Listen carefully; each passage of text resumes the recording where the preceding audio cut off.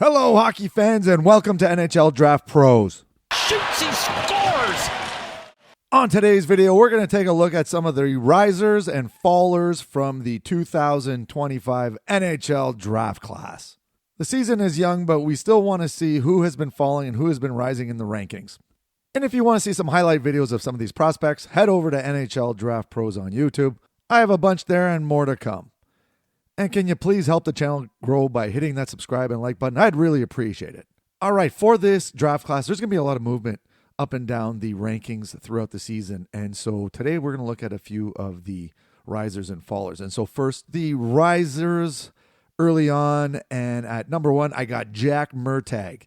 Check out these stats. 17 games, 17 points. He's got 10 goals. So he's a shooter. And he plays for the NTDP. And he has impressed me the last few times I've seen him live. I've seen him against Michigan and at the Prospects Challenge, and he was noticeable. And check out this shot right here. So like I said, he's a shooter. He's got 10 goals in 17 games. And yeah, the kid can rifle a puck. That just blowing up bottles. I love it. But he has got a little grit to his game. He likes to work hard, not as scared of physicality, has some good hockey IQ. I really liked his overall game. And you know, we're going to talk about the NTDP. They've been disappointing as a whole, but Jack Murtagh has been a bright spot for that team. So he's a riser for sure for us. All right. Out of the OJ Hockey League, the Ontario Junior Hockey League, it's a Junior A Tier 2 league, is Simon Wang. And so his story is he's from China, came to Canada, and has started playing hockey and has really been impressive, I guess you could say. Now, he's a defenseman, and he has 17 points in 30 games, and he recently signed with the Oshawa Generals, and so he started playing with them. So I got some clips from his first game with Oshawa here, and what you're going to see with him is he's an athletic specimen. Yeah, he's a great skater, big kid, 6'6", like we showed there, and, you know, he's raw. He's got some areas of his game that he has to improve upon for sure, but the talent and the athleticism is definitely there. So he's an early riser on our list. The next riser, now this is not a surprise, it's Caleb Desnoyers. Now, the reason why I put him on as a riser is because, in my opinion, he could be a top 5 pick in this draft. So that's a pretty big jump considering his rankings at the beginning of the season. And he has 35 points in 23 games. He's 6'2", can play either the center or the wing. So you know what? Those are kind of traits that you like to see in a top 10 pick.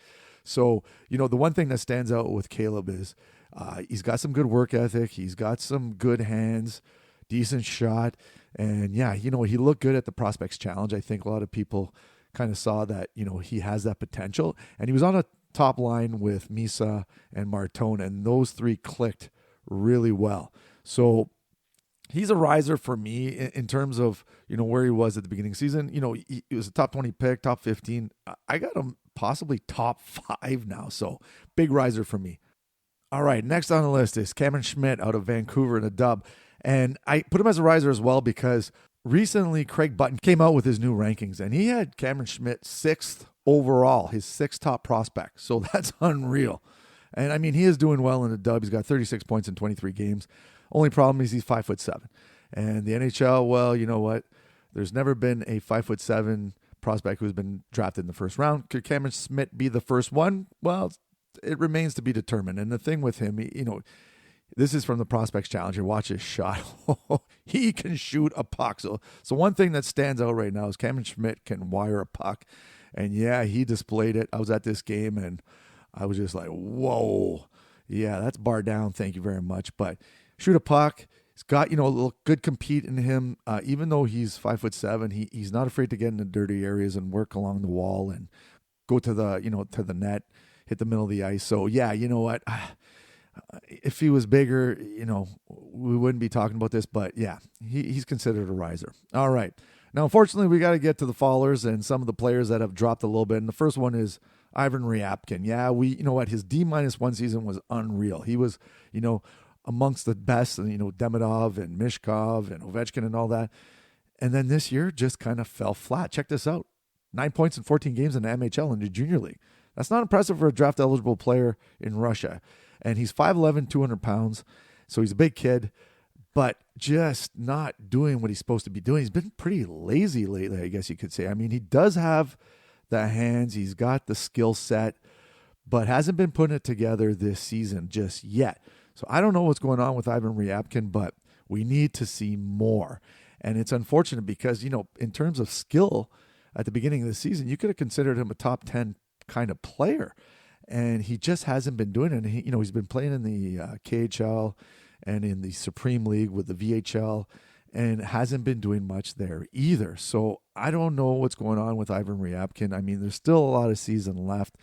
The Russian league, they finish early in February, so he doesn't have much more, time, I guess you could say. So we'll see what happens.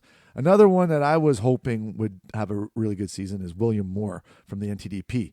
Now, he has 21 points in 26 games, which is not bad, but it's not great either. For a top prospect coming out of the USHL, you want better points than that. And he's 6'2", 175 pounds. So he's a decent size player. Just, again, hasn't been put up the numbers that we're expecting from a top prospect. If you're going to be considered a top, 10, 15 prospect, you need to put up some nice numbers. And he's not doing it just yet, although had some flashes the last few games. But yeah, he just another one. Like, look at this shot. He's got a great shot. He's got some good hands. He's a decent skater. Got, half decent compete. Just not doing what he's, supposed to do. And his play away from the puck has been kind of suspect. So he's another faller. Another faller, same thing. NTDP, Charlie Trethaway, another one that I had hoped that would, make that jump. Has 10 points in 26 games. He's 6'1", 190-pound, right-handed D. So, the NHL, they covet right-handed D. And again, he's just not putting up those numbers that we're expecting. And the thing with Trethaway is he can shoot a puck. Like, the kid can wire a puck, and you're going to see in these clips here. So check this one out right here. Walks in against Lake Superior State and just wires one home. So, yeah. Another one where just inconsistently, you know what? The one thing, his decision-making has been kind of suspect, actually, to be honest with you. Saw him live against Michigan State, and he was making mistakes all over the ice. And so in terms of skill set, he's got the skill set, just not putting it together defensively, hasn't been really good. So, yeah, those are my risers and fallers for this draft class. So, yeah, we got a lot of time left. So, we'll see what happens. But anyways, thanks for watching. Please subscribe, hit that like button, and we'll see you soon. Cheers.